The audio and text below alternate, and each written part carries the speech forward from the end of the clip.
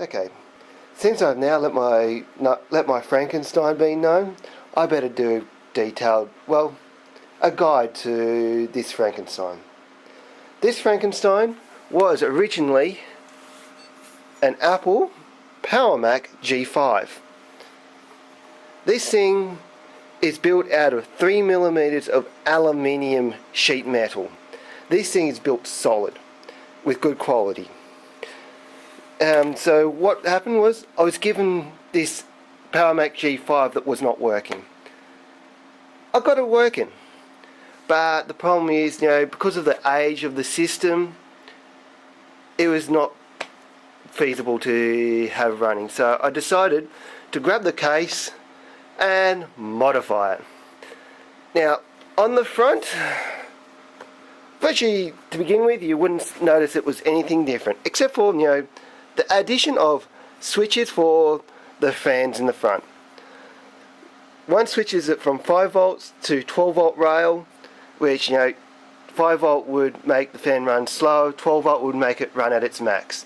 And then there was an on-off switch for those fans.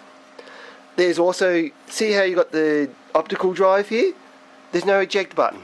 So what I've done is I've wired up a switch to the CD-ROM drive eject button, to then, you press that button, you eject the DVD drive or optical drive. And what else I had to do to it? Well, inside there, underneath the motherboard, was the motherboard bracket. I've had to modify that bracket to then make it so that, I can put an ATX motherboard into it. Beforehand, you could only get the Apple's motherboard in there. What I also done, since I had to make a complete gutting of this system, I've also had to find a way of mounting the fans. Yes, the fans.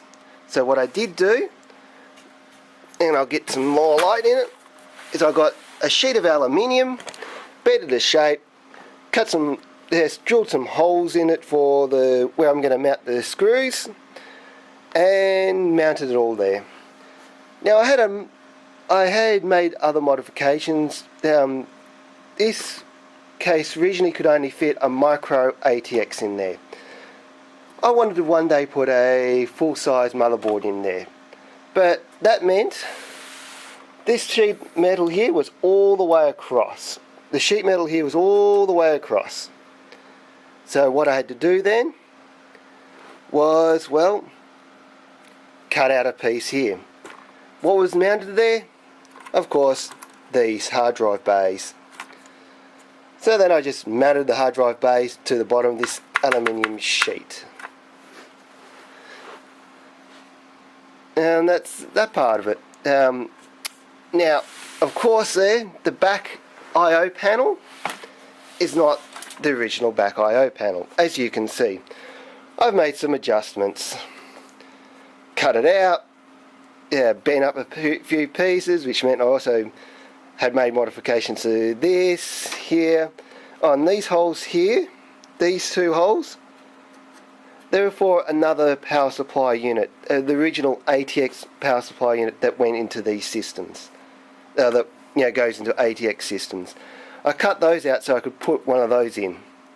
I found, and the reason why I did that, because the power supply that originally came with these were not ATX power supply units. And I'll put up a picture there where it shows you the original power supply versus the one I modified. The original power supply, as you can see here, do not have all these cords. All these cords are added to it. My additions. And so there's the Frankenstein. It works, does the job. At the moment yes, it's got lower quality parts, but it's not my main system. It was pretty much a mod project. It worked. I got it to work, it worked. Well, I hope those who like seeing these things liked it. If not, then frankly it's not to your taste. I hope you have a good day.